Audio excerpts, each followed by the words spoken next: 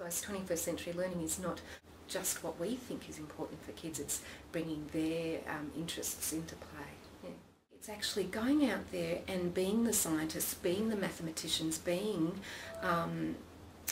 whatever else that we, architects, whatever else that we want to do, and actually talking to people that do the work. Because what I need to do for these kids is connect them with ways of that people are working now, that these skills they can adapt into any job, because that's how adults learn. We ask questions, we go and research it, usually on the internet or friends or or other people that we work with, and then we make a decision, and then we trial it out, and then we reflect and come up with more questions. So that's 21st century learning.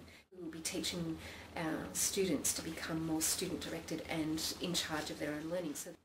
But the space enables that, because we've got a 3 to 6 learning community and a P to 2 community. So that idea of breaking down structures in society that become ageist, because we've trained them all their school life that you only belong in an 8-year-old group, or you only belong in a 12-year-old group. And but also just the fact that kids learn differently, they're engaged differently.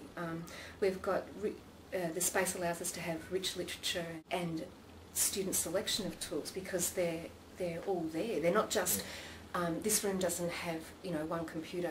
It's a bank of laptops, and they're in the centre. So if you need that tool to go and do that research or that literacy session, or the teacher's modelled on the interactive whiteboard, and then you go and interview someone with a flip camera or an MP3 player, then you should have access to that tool. And showing the excitement and engagement. I don't know if when you finally talk to someone that's across the country or overseas, and you're having a real-time conversation and it's about a subject that you love, the engagement in that and the learning from that.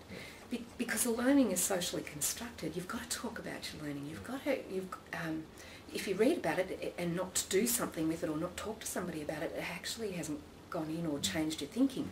So we have this technology in this space where we can, in real time, talk to someone next to us, talk to someone in the other room who has the same interest, talk to 4 or 5 teachers that are our learning leaders, or get on the computers. And it has nothing to do with the buildings, but everything to do with the buildings.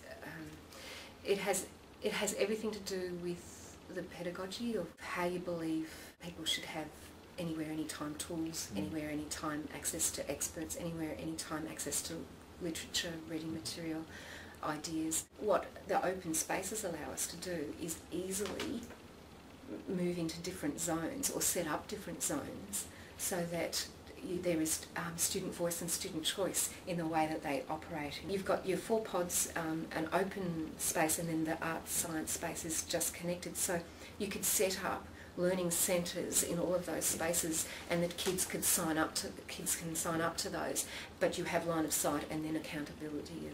For young children too, bit of security.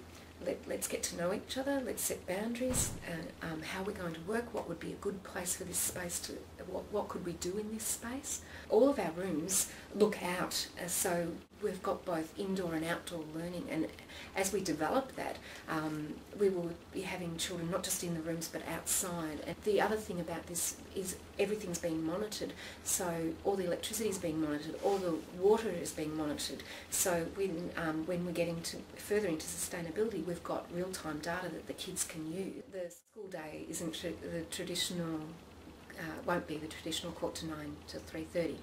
I think there's a whole range of digital content out there that really has strength and depth and breadth, and what our job is to show how to break that down, analyse it, reflect on it, talk about it, use it for an experiment with it, and then come up with our own generalisations. Parents are saying how much the kids are learning and how excited they are.